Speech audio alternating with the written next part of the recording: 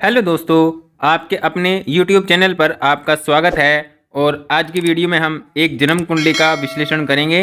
जन्म कुंडली की डिटेल्स हैं 9/5/2002, जन्म का समय है 12:58 और जन्म स्थान है पुणे, महाराष्ट्र। तो ये जो जन्म कुंडली बनती है ये बनती है सिंह लगन की। सिंह लगन में ही सिंह राशि है, जिसके कारण ये सिंह लगन बनता है। और सिंह लगन में लगन के जो स्वामी बनते हैं वो बनते हैं सूर्य, जो जाकर बैठे हैं नवम भाव में अपनी उच्च राशि में और अपनी सबसे श्रेष्ठ स्थिति में अपने कारक भाव में यहाँ पर बैठे हुए हैं, जो एक बहुत श्रेष्ठ स्थिति का निर्माण यहाँ पर कर रहे हैं। ऐसे सूर्य व्यक्ति को जीवन में अच्छा आत्मविश्वास देते हैं, अच्छा मान सम्मान देते हैं, प्रतिष्ठा, पद और जीवन में कुछ भी करने का एक दृढ़ निश्चय और दृढ़ संकल्प वाला व्यक्ति को ऐसा बनाते हैं। मतलब यहाँ पर ये जो सूर्य हैं व्यक्ति के अंदर इतना अधिक आत्मविश्वास भरते हैं कि व्यक्ति किसी भी असंभव से असंभव कार्य को पूर्ण कर सकता है और बड़े से बड़े मैनेजमेंट को बहुत कम टाइम में या बहुत अच्छे सिचुएशन में कर सकता है। मतलब कहने का यह है कि ये बहुत अच्छी स्थिति है कि जब लगन का जो संबंध है वो भाग्य भाव से बनता है तो ऐसे व्यक्ति को जीवन में भाग्य का सपोर्ट मिलता है। अब देखिए यहाँ पर ग्रह भी सूर्य है, तो यहाँ पर देखिए आत्मविश्वास भी है, बल भी है, पावर भी है और देखिए भाग्य का साथ भी यहाँ पर मिल रहा है। सूर्य इन सब चीज़ों को रिप्रेजेंट करते हैं और साथ में भाग्य से इनका संबंध बन गया है, तो ये बहुत अच्छी स्थिति यहाँ पर हो रही है। ऐसे व्यक्ति जीवन में सब कुछ प्राप्त करने वाला होगा, जीवन को सुखदायी जीवन जीने वाला होगा, सुख से जीवन जीने वाला ऐसे व्यक्ति होगा। तो ये बहुत अच्छी स्थिति यहाँ पर है। देखिए पंचम के स्वामी जो बनते हैं वो बनते हैं गुरु, जो जाकर बैठे हैं लाभ भाव में और इस सातवीं दृष्टि से अपनी खुद की राशि को यहाँ पर देख रहे हैं। देखिए एक समस्या इस स्थिति में है कि जो गुरु हैं वो लाभ भाव के कारक ग्रह होते हैं और कारक ग्रह होने के कारण ये अपने भाव में बैठे हैं, अपने कारक भाव में बैठे हैं और ना अपनी उच्च की राशि में है ना अपने स्वयं की राशि में है।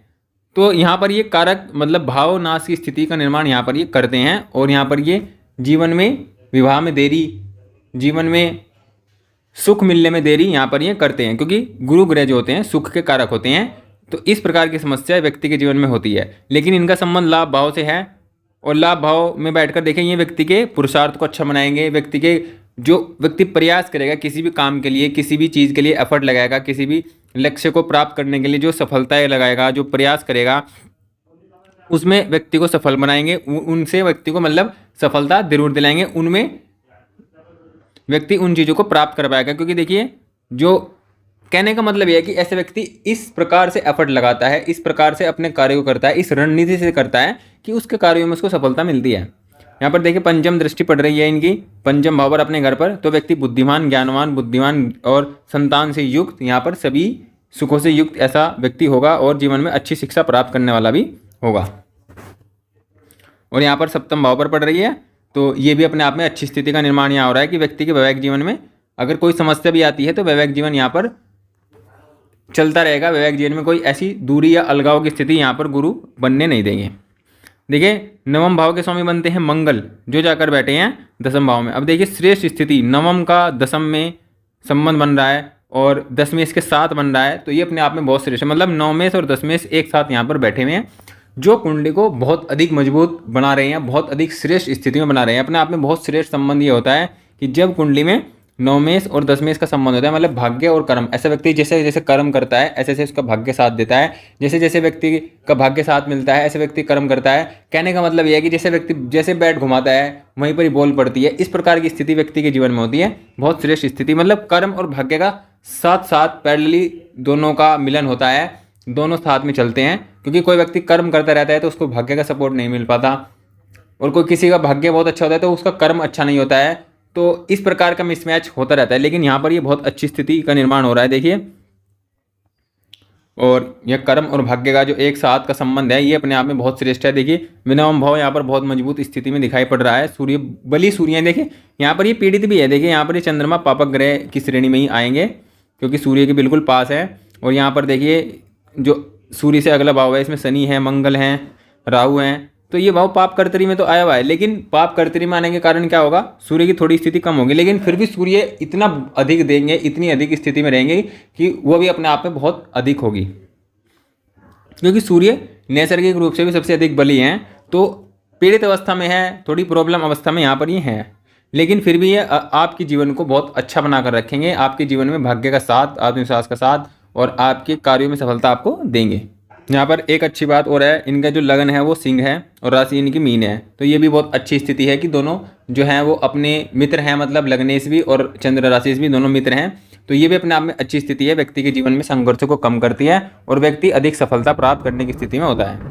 यहाँ पर चंद्रमा अष्टम भाव में जरूर हैं, तो ये व्यक्ति के जीवन में मानसिक तनाव देंगे, मन से संबंधित रोग दे सकते हैं। अष्टम भाव में है तो व्यक्ति के मन में इस प्रकार की स्थिति भी आ सकती है कि वह अपना जीवन सही न चलाए, वह अपने जीवन को समाप्त करे, उसका जीवन की सभी समस्याएं इस प्रकार दूर हो जाएंगी। तो इस प्रकार के मन में ख्याल आना स्वाभाविक है, क्योंकि केतु की दृष्टि में यहाँ पर चंद्रमा पर पड़ रही है।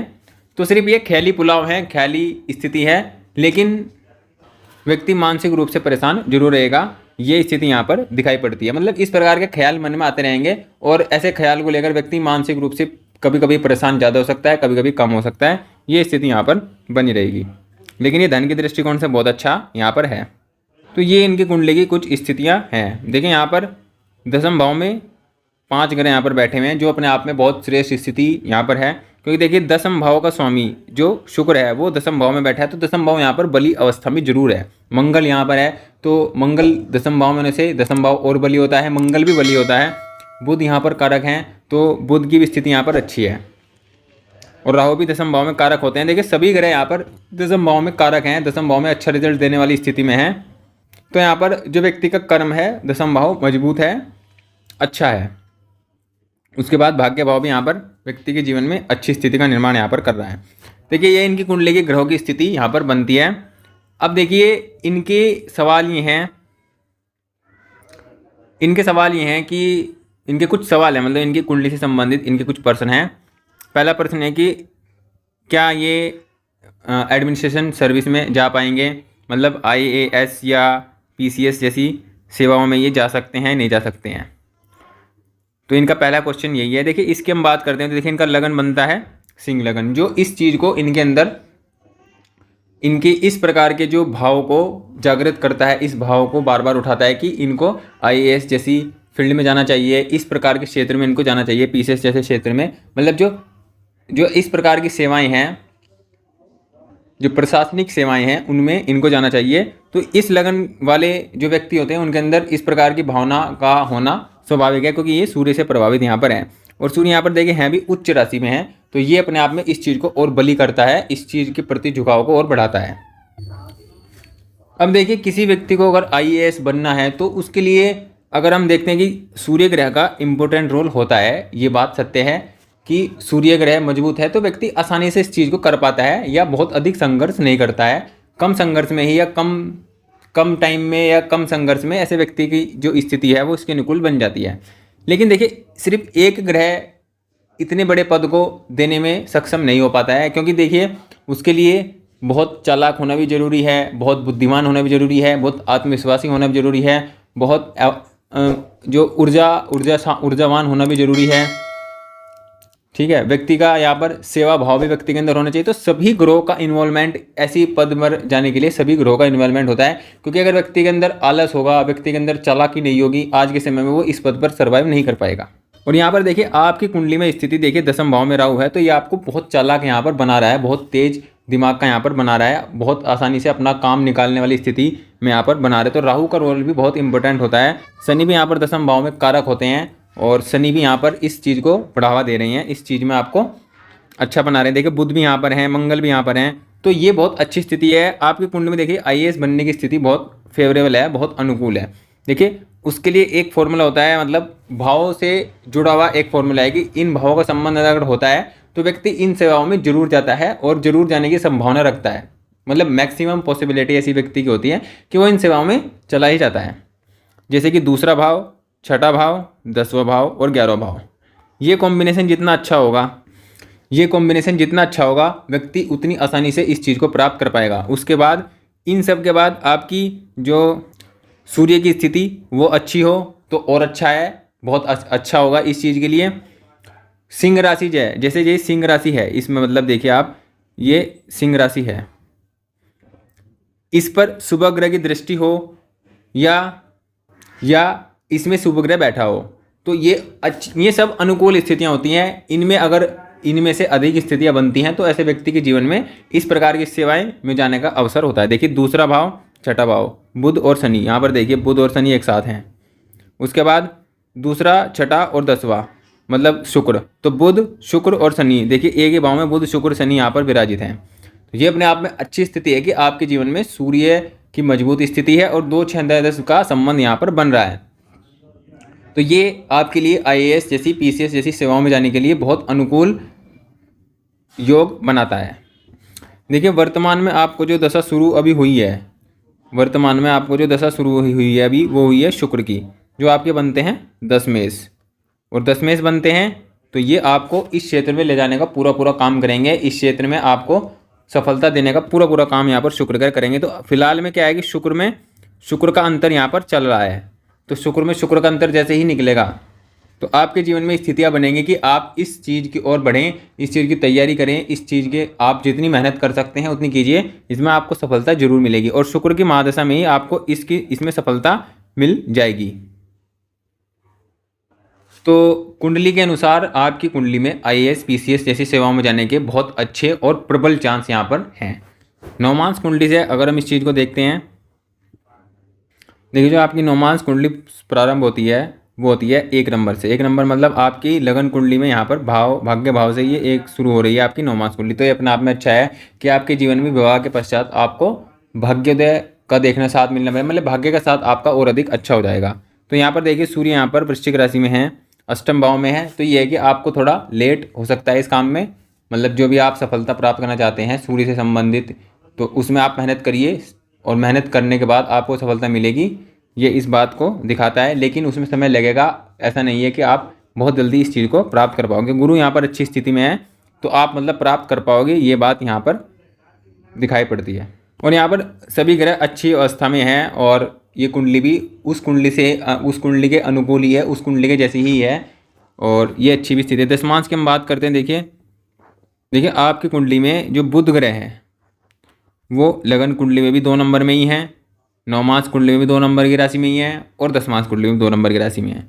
तो बुध आपके विशेष रूप से बली ग्रह हैं और विशेष रूप से आपको विशेष फल देने वाले ग्रह यहाँ पर बुध बनते हैं। तो शुक्र में जब बुध की अंतर्दशा आएगी उसमें भी आपको सफलता मिलने की संभावना बहुत अधिक है।